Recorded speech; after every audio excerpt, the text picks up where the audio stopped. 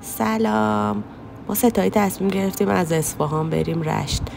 با ماکسیم اومدیم راه آهن تهران. ساعت 5:30 رسیدیم. خیلی زود بود. قطارمون ساعت 7:30 راه میافتاد. کلی نشستیم، تأخیر خورد تا بالاخره صدا زدن.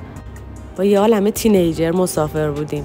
خیلی سر و صدا میکردن، ولی ما باهاشون توی کوپه نبودیم. رفتیم، رسیدیم، کوپمون رو پیدا کردیم، واردش شدیم. اولش خیلی منظرهای قشنگی نبود، ولی کم کم شروع شد. وای خیلی قشنگه. آروم آروم داریم میریم تو دل سرسبزی و زیبایی. آسمون رو نگاه کن چقدر قشنگه. خیلی باحال بود. حتما بقیه‌شو با من همراه باش. خیلی جاهای باحالی رفتیم. هزینه ها رو هم برات نوشتم.